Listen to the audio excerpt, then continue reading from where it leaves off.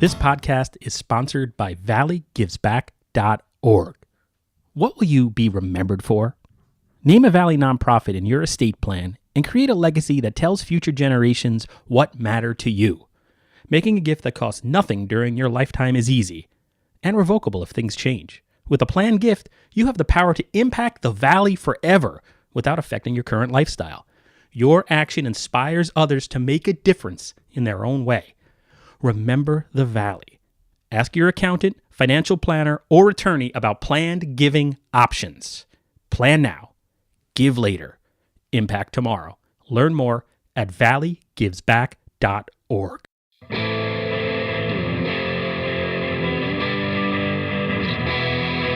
For hundreds of years we brought you the news. Printed the info, we gave you the clues. Owners' profits were always sky high. Changing market now threatens our lives. Heck it does. I got 2 kids.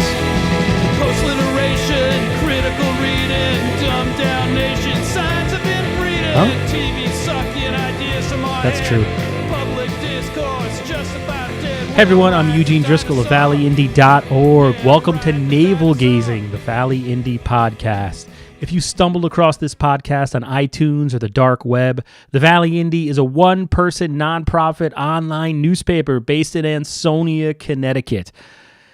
This episode is actually being recorded in Derby in my basement. This is the 158th episode of this podcast since 2016 on iTunes, at least. Now, let me just qualify that a little bit. I'm not counting episodes we did on New Haven Radio when we were on FM radio every Monday, or the ancient episodes we launched with Jody Mosger, now Gil. Congratulations on the new baby, by the way, Jody. Back in 2011 on YouTube, because that's actually when this podcast started, 2011. But it sort of went off and on because the workload became a bit much. But anyway, we've been doing it 158 episodes strong. That's something to be said, huh? This is also my 14th episode since the Valley Indie was downsized to a one-person staff at the end of last year. So we're chugging along. I hate to say I still haven't accepted the fact I have to say I instead of we.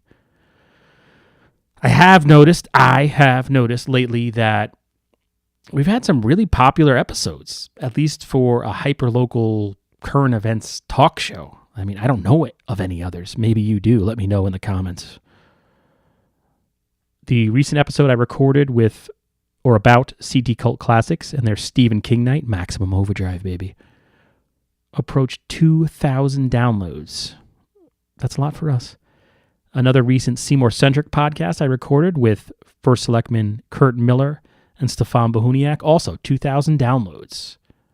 I did a live-ish recording last month at Twisted Vine in Derby with the Boys and Girls Club and Mayor Rich Zekin. That also had about 2,000 downloads. So thanks a lot for listening.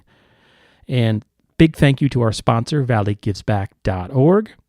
Also, big thank you and belated, I should do this every week, to the Bad Slugs. That's the intro music you hear. That's the band that plays Ride the Dinosaur. That's the intro song I've been using for, at least a year. And that's a collection of Hearst, Connecticut journalists, including Ken Dixon, a columnist and state reporter for the Connecticut Post / New Haven Register / everything else. So I love that song. It's John Prinish, I think. All right, so I just mentioned our sponsor, valleygivesback.org. That's affiliated with the Valley Community Foundation. If you listen to the ad, you'll hear. But they've supported us and this podcast for more than a year.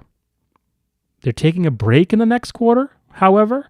So I have a sponsorship available, people. If you want a 30-second ad for your business read at the start of this podcast, along with your business's logo on valleyindy.org and our 15,000-person-strong Facebook page, please email me at valleyindependentsentinel@gmail.com. Again, that's our name as one word, valleyindependentsentinel derbysentinel@gmail.com. I also just mentioned that I recorded a live episode last month with Mayor Zekin over there in Derby and a whole bunch of other people. I'm going to try that again tomorrow. Or if you're listening, it's probably today, Monday, February 25th. Mayor Zekin will be guest bartending at the Italian Pavilion on Pershing Drive in Derby from 5:30 p.m. to 7:30 p.m. Again, it's Monday, February 25th. All tips will be donated to the Derby High School post-prom function. Post-prom, if you don't know, is an event that, you can probably guess this, it's held after the prom. During the post-prom bash, students get to do a ton of fun, safe, and organized stuff instead of, getting on a party bus or a Honda Civic 1992 and head to Belmar, New Jersey to get mugged on the boardwalk. Also connected to this event, you can dine in or take out from 4:30 p.m. to 9 p.m. 20% of food sales will also be donated to the post-prom. Make sure to mention Derby High School. Italian Pavilion, by the way, is at 90 Pershing Drive. So I'm going to try to show up tomorrow. I'm going to go there tomorrow night. I'm going to try to make it an all Derby High School podcast episode. But the thing is, I haven't had time to actually reach out to the Italian Pavilion or school officials, although through Facebook, Jen Moffitt told me that she alerted the Derby folks I haven't informed really anybody formally of my intent. And I'm planning to use this new handheld, awesome voice recorder I got over the weekend. So it's brand new. I haven't used it yet. I will probably mess it up tomorrow and the podcast will never publish. The other thing going on is just within the last hour, my son was diagnosed with the flu. And that follows on the footsteps of my daughter who had the flu last week. So if I sound exhausted and maybe not sleeping, hallucinating, that's why. Regardless, buy dinner at the Italian Pavilion tomorrow night to support a great cause in Derby. All right, so that's basically my long and ranting, unscripted, annoying, unprofessional introduction to this here episode of Valley Navel Gazing, the Valley Indie podcast. So there's basically one thing I thought I would talk about and share with you this evening. It's news/audio clips from last week's Derby Planning and Zoning meeting. The newsiest thing on the agenda, in my opinion, was the Hops Company. That's the wildly popular beer garden in East Derby. The owner wants to renovate the rear half of the property, which is primarily used for outdoor wedding events, outdoor events such as weddings, I should say. That's more accurate. Front of the property is the big beer hall / restaurant we all know. By the way, they don't want to change that part of it. The rear portion, I guess, sort of looks kind of dated. Still nice, but it sort of doesn't look very modern, I guess. It kind of reminds me of like this lake I used to work at, a swimming hole where I grew up. I worked in the concession stand. They'd have like a snack bar and there were bathrooms. It was sort of like a rural, country-ish, flamingo, kiddish type 1950s Adirondacks Borscht Belt type feel. That's what it kind of looks like back there a little bit. But the hurdle in getting this done, the giant hurdle, is the fact that the property is a grandfathered use. It's called technically a pre-existing non-conforming use. The underlying zone is residential. So it's zoned residential, so you can't expand upon a grandfathered / pre-existing non-conforming use. So an attorney representing the Jalowick family, they have extensive holdings in the area there, in the neighborhood, and they have for generations. They're arguing that Derby cannot allow the Hops Company to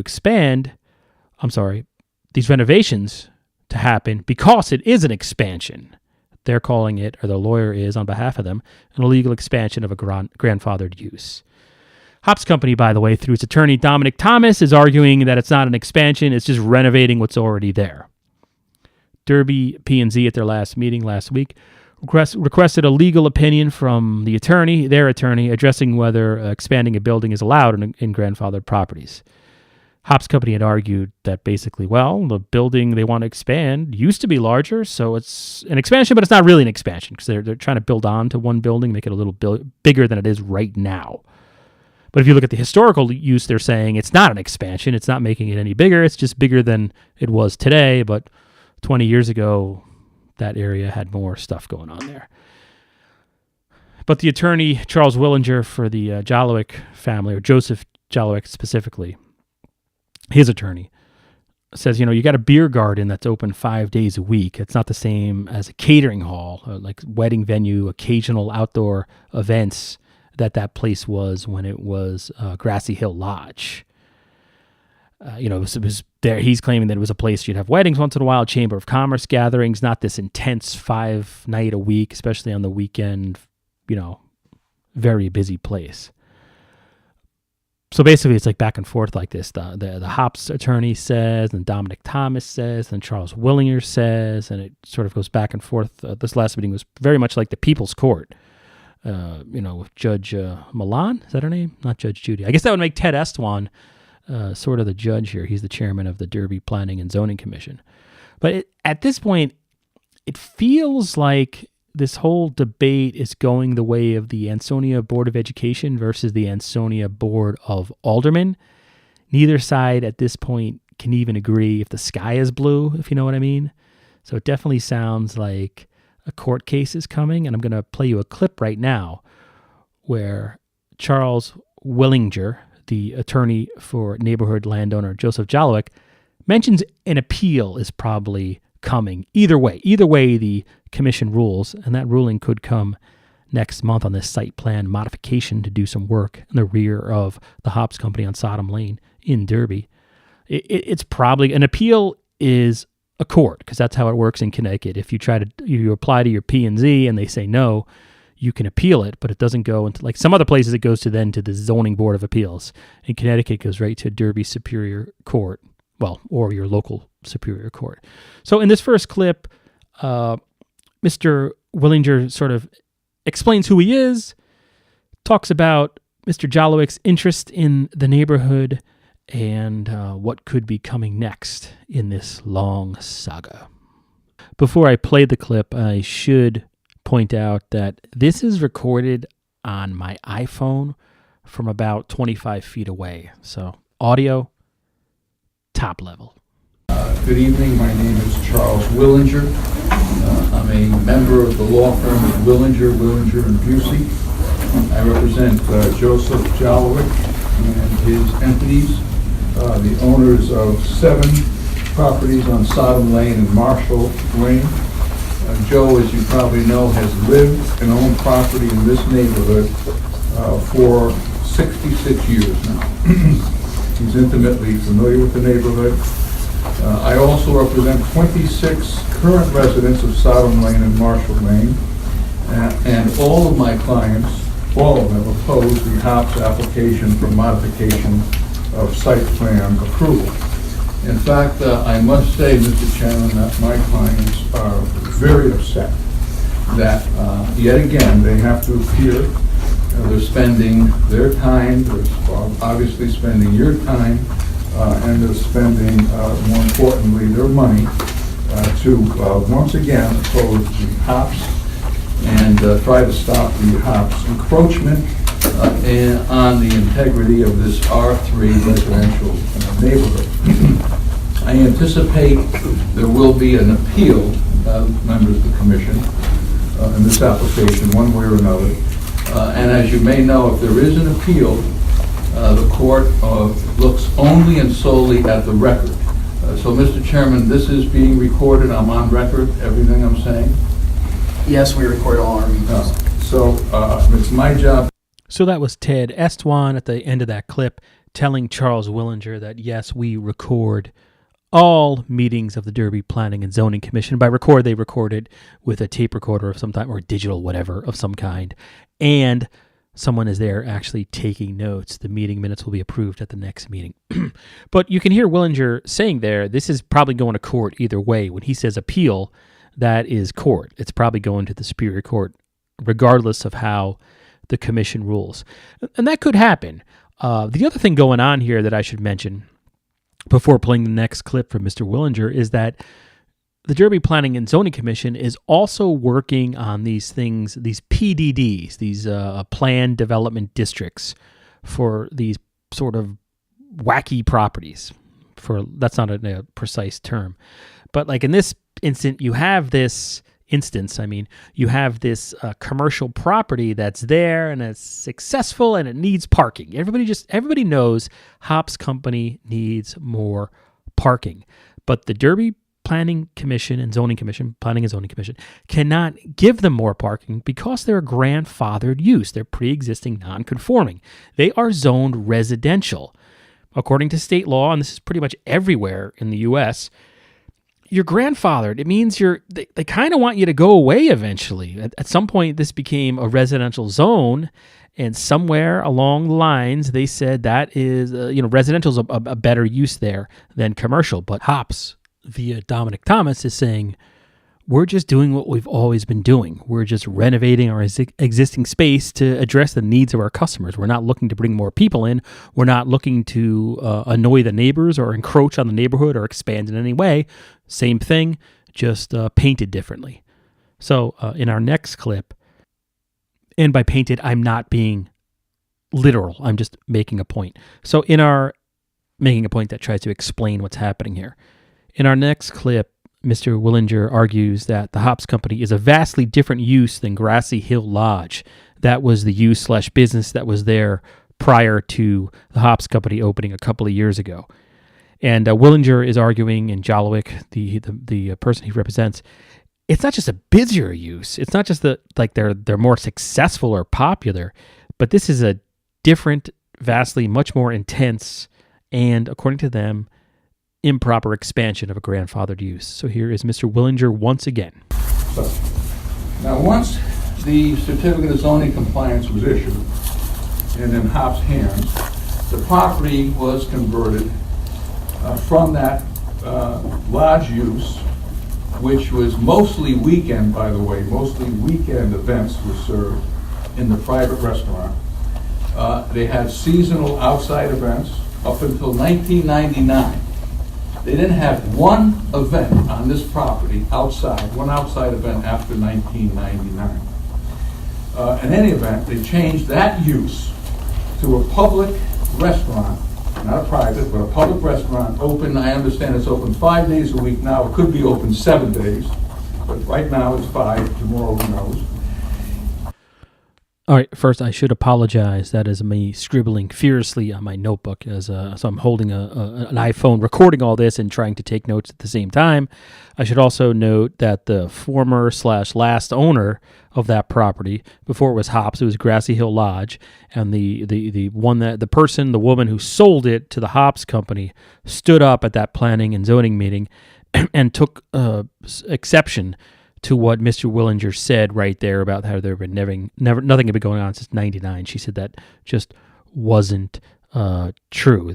That what he said was not accurate.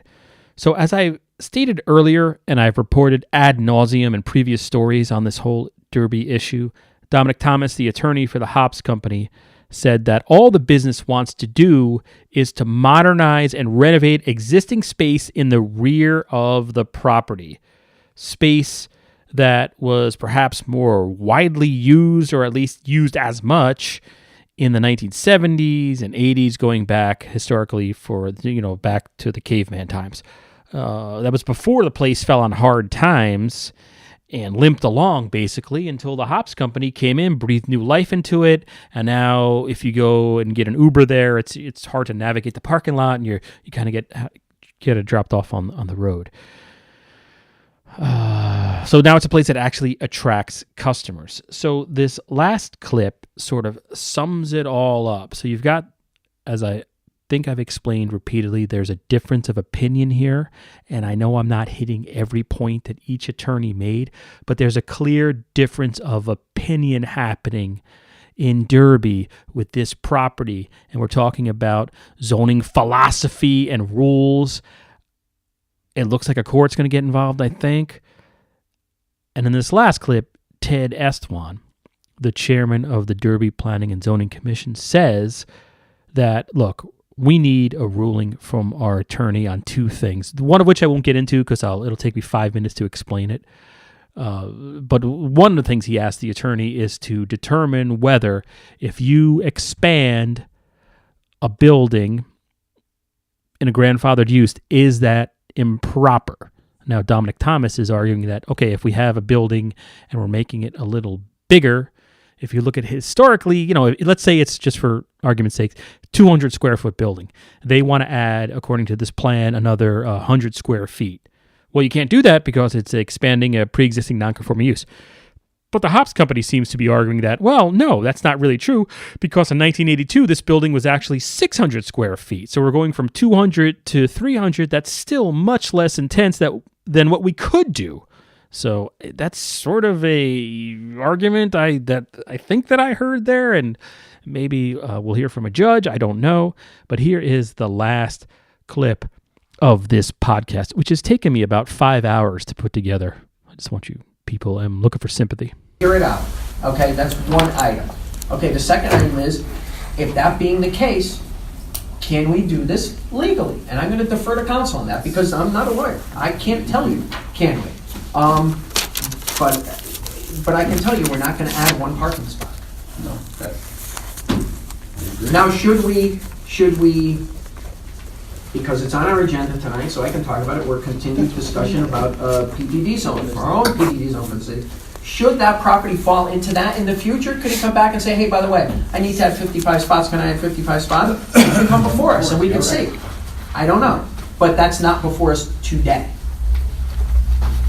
So, that's safe to say. Okay, let's sum it up. Ryan, you want to add anything else to it now?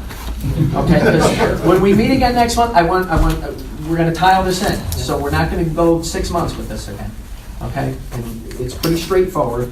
And the delta is from this calculation is 275 square feet. That's based on, so I want to see, we can't expand any square feet. So if the historical data that Rich has asked for, let's get that back. Okay, so anything else? I want to make one thing clear. The fact of the matter is we're not discussing one building and one area and whether this was a pavilion or not pavilion. Even if this was a pavilion, what we're doing is not increasing the intensity of the use. Yeah, This is not a numbers game on that. If it is, we could put a pavilion. That is Dominic Thomas, by the way. Pavilion out there and say we're not Lawyer for the hops doing company. it and have it. We're not increasing the intensity of the use. We're not bringing in more customers by doing what we're doing. The place is maxed out right now. We understand that, but again, if your intensity and the square foot, legal counsel has guided us that you can't expand the square footage.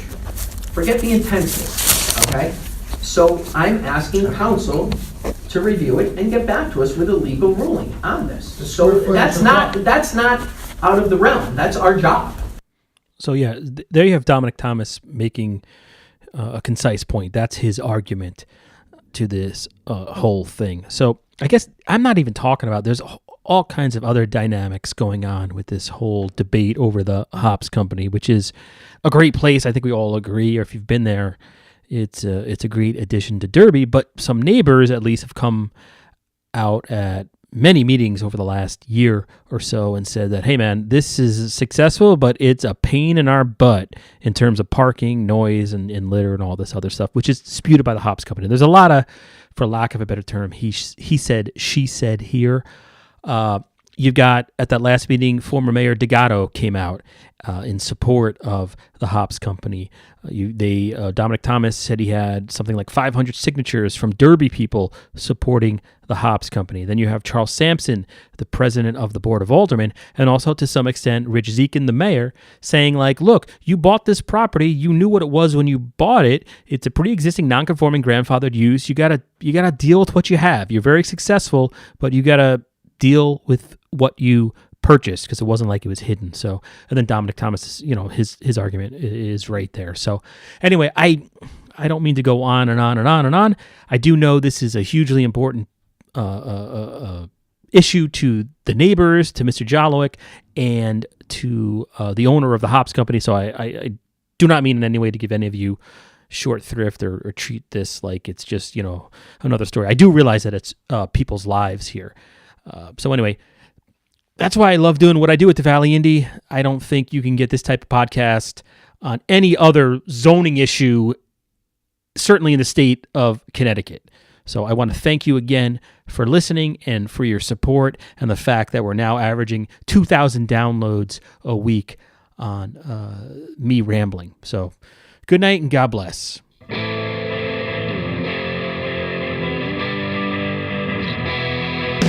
hundreds of years we've brought you the news.